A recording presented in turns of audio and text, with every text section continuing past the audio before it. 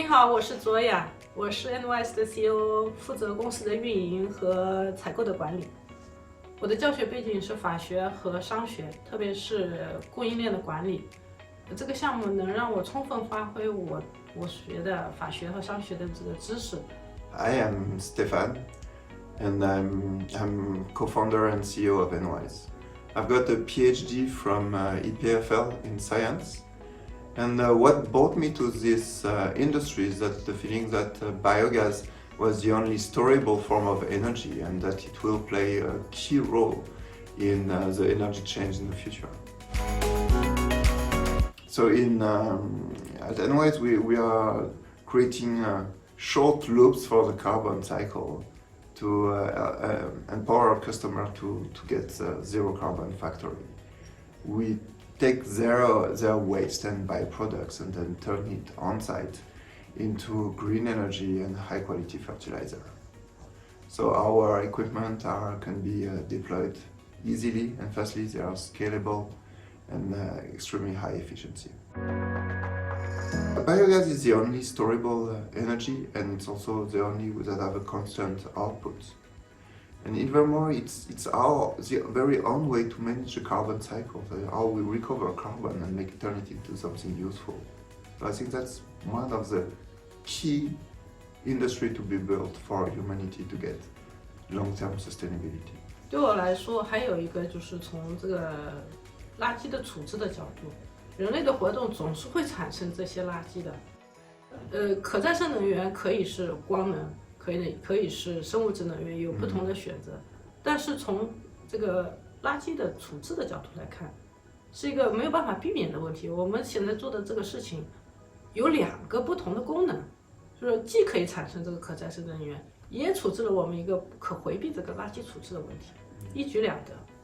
And also when we think about organics now, we tend to think about food, but we should think like as we move forward sustainability, actually all plastics will become biodegradable and they all come into that. So it's a very wide scope.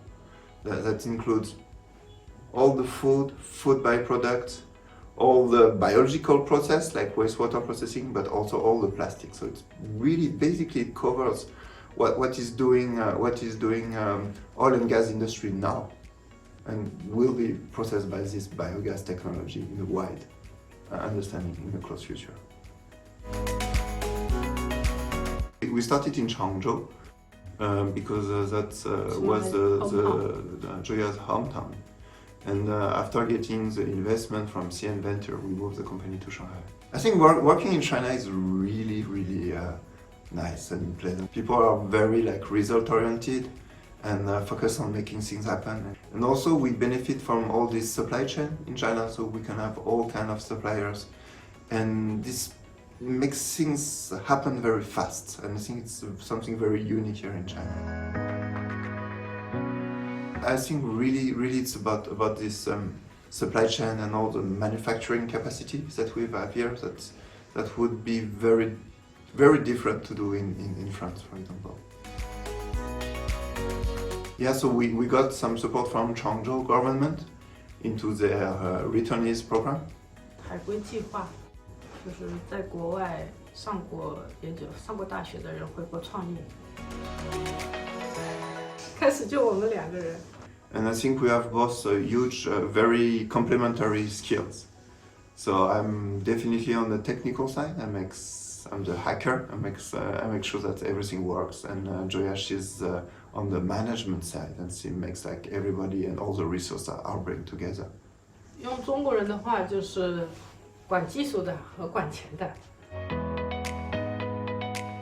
看到了一个机会，就是说当时国家有新海归的政策，然后决定回来，因为有政策嘛，再加上看到有这么一个领域，相对是空白的。当时国内的厌氧做的是很差的，其实，2010年的样子。And then in my own company at that time, they were doing some social restructuration, so they was firing a lot of guys. So it was just kind of opportunity window to make the switch for us. To my point of view, we take the decision quite fast. I think it took the idea to really go into execution. To me, it takes less than 2 weeks. 我记得当时决定就是回国创业的时候，我们在法国把家里东西全卖光了，就剩了一张床。然后搬家的时候，他开着卡车从格勒布开回他到巴黎去，他爸爸妈妈家里。我们一路开一路，还有一个卡车之歌。现在已经想不起来那歌怎么唱，但是我记得当时就是一路开回家，一路在唱卡车之歌。Actually, when I started to study science, I thought I was really moving away from my family roots. We have almost always my dad and granddad, they all work in agriculture. And as I move into this biogas industry, I just realized how much it was deeply linked to agriculture, because we do produce fertilizer and use a lot of agricultural byproducts. So I was thinking I was escaping from my family root and just came back to them. I mean, they are not peasants, but they work as an agro-engineer. I mean, on my mom's side, there's a lot of scientists, like my uncle, I mean, his PhD advisors got Nobel Prize for his PhD thesis. So, I mean, we are very, very, yes, on my mom's side, we are very, science family, even though my mom didn't do science. Yeah. On that side, we are definitely agriculture, so my granddad was a forestry guy, so he managed forest. And my dad worked in agricultural crops and fruits and vegetables. 第一个阶段是我们决定创业到回常州创立公司。其实第一个阶段运行的不是特别顺利，商业模式的问题。第二个阶段是我们针对第一个客户的需求欧上，就是从大型项目走向就地处理。这个思路转变之后，我们给欧尚做了2个项目，都比较成功。就因为这2个项目，得到了苏伊士的青睐，然后得到了 CM 的就是投资进入我们公司之后，我们在上海成立贝奇能源，这进入公司的就是项目的第3个阶段。自己选的路，贵的也要走完。For me, it's the density of life. You know, this is a path with a lot of things. Like life is packed and interesting. 怎么让我们的产品，怎么让客户真正的得到我们产品的 benefit？ 我们会做的事情其实从一开始并没有非常大的变化，只是说我们怎么让客户在我们做的产品工程中得到最大的效益。I mean, yes, I think it's about the product market fit. It's how you make a product that really brings value to the customer. Yeah. So right now, our primary focus is on the food industry, because it's a beautiful use case for this biogas industry. They have like treasures in their garbage. They're not aware about it, and we are able to reveal that. So I think it's really a low-hanging fruit. Everybody makes huge benefit from it, and that's why we put this focus. But indeed, it took some time for us to find this sweet spot. I think like industry in biogas industry in China maybe looks like photovoltaic like 15 years ago. So technology is getting ready and the costs are getting down, but there is not yet this massive scale up of the industry. To give you a comparison, so EU, which is like the most advanced geographic zone on this kind of energy, is 3.5 billion cubic meter per year currently. And their aim is to do time 10, so to go to 35 billion cubic meter. And China want to go to 20 billion cubic meter, but they're just starting much. Right now the scale in China is still much smaller than the EU. The China biomethane output is 0.2 billion cubic meter of biomethane per year. The aim of Chinese government is to make time 100 in 10 years. So to go from 0.2 to 200 billion of cubic meter of biomethane per year in China. That's why it's similar to to solar panels that already went through the scale-up, and that was extremely impressive scale-up. Now solar power is everywhere. And now there is a huge traction to go to scale up bioenergy as well. And that's where we are now. Energy price is the #1 metric because that's what makes your things profitable. And then energy independence, that is much more of a strategic, so that will guide politics around that. And sustainability, that is also like macro driver, carbon footprint, but is also a huge impact for companies like our customer, like for example PepsiCo, one of our customer, and I mean more of these big firms, they have to demonstrate the sustainability to keep their leader position. The #1 limitation with bioenergy is where do you find the feedstock? So you don't make bioenergy out of air. You need some resource to make it. And to be able to secure this resource and to use it in an efficient way is the #1 challenge, I think. And that's how we solve it by having some systems that are on site, that are scalable, that can be deployed fast, and that's basically we make the digester go to the feedstock. I think if you compare to European Union, which is frankly the leader here, so you have like I say 3.5 billion of cubic meter of biomethane in the EU, 0.2 in China. So it's clearly lagging behind.